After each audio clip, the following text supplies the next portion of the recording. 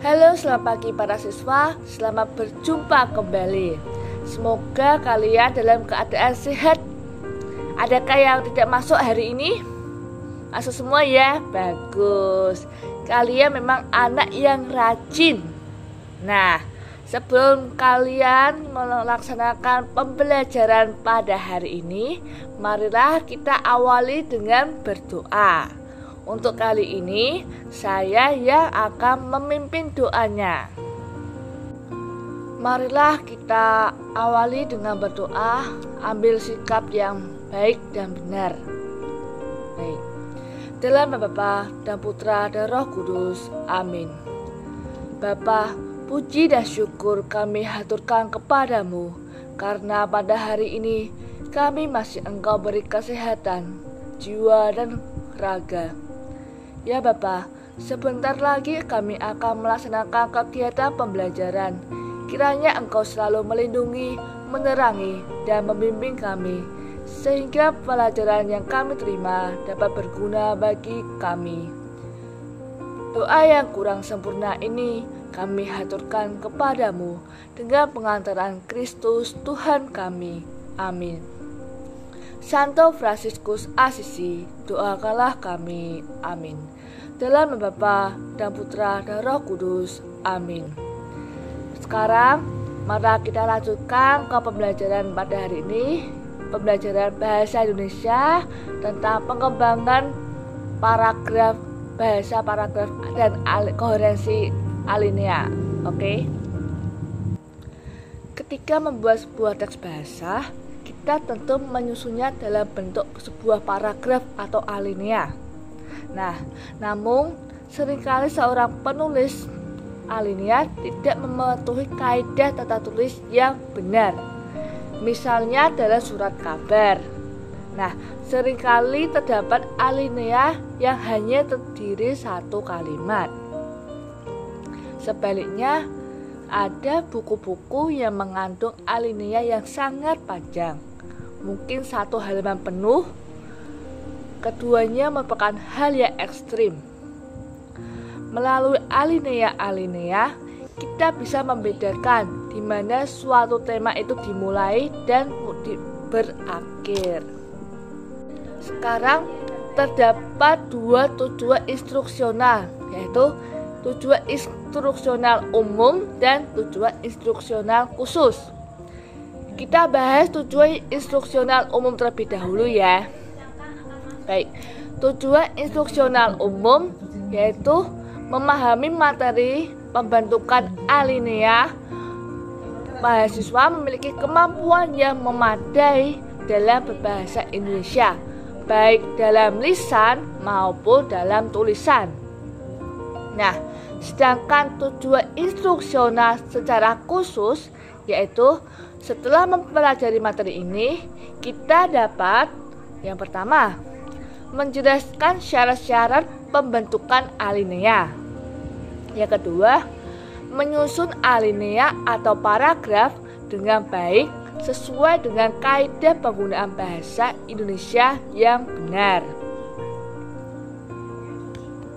Baik, sebuah alinea yang baik dan efektif harus memenuhi 3 syarat, yaitu yang pertama, kesatuan.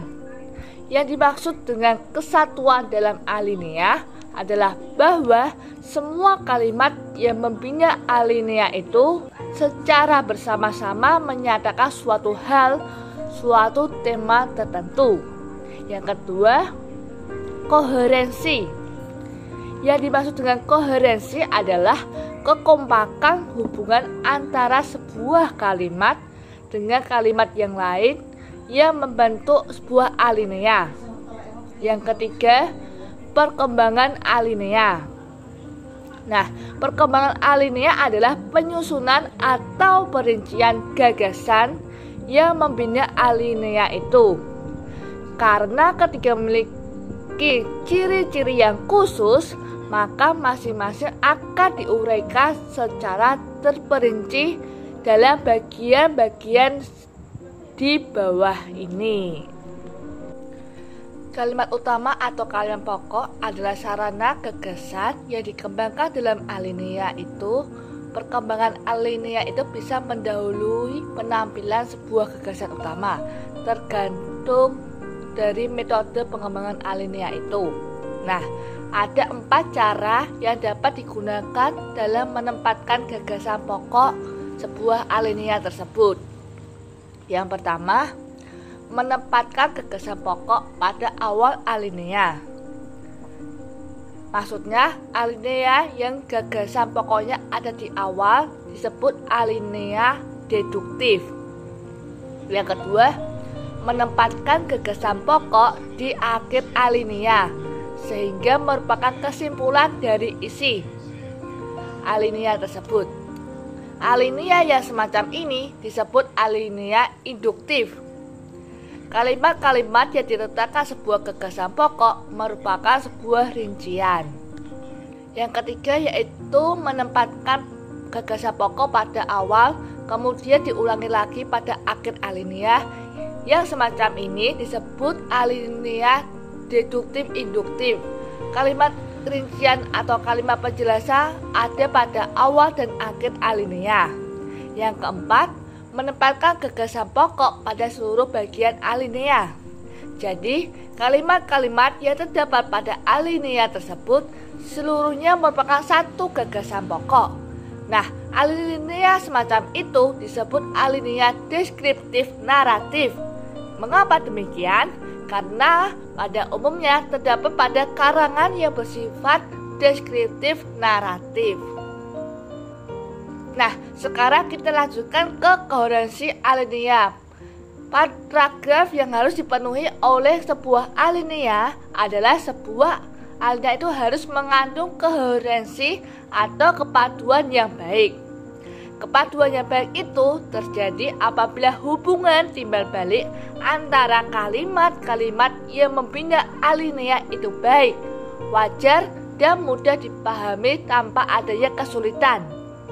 Pembaca dengan mudah mengikuti jalan pikiran penulis tanpa merasa bahwa ada sesuatu yang menghambat atau semacam jurang memisahkan sebuah kalimat dari kalimat lainnya. Tidak terasa loncat-loncat pikiran yang membingungkan. Sebelum kita mengakhiri pembelajaran pada hari ini, malah kita berdoa terlebih dahulu. Ambil sikap doa yang baik.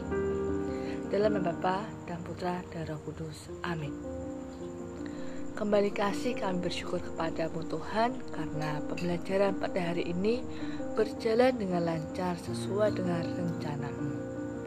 Ya Bapa, sebentar lagi kami akan melaksanakan kegiatan yang lain. Kiranya Engkau membimbing, melindungi, dan mengantarkan kami. Doa yang kurang sempurna ini kami haturkan kepadamu dengan pengantaran Kristus Tuhan kami. Amin. Santo Fransiskus Asisi, doakanlah kami. Amin. Dalam nama Bapa dan Putra dan Roh Kudus. Amin. Terima kasih kepada anak-anak semuanya. Pembelajaran hari ini berjalan dengan lancar. Sekian dari saya. Terima kasih. Berkah dalam.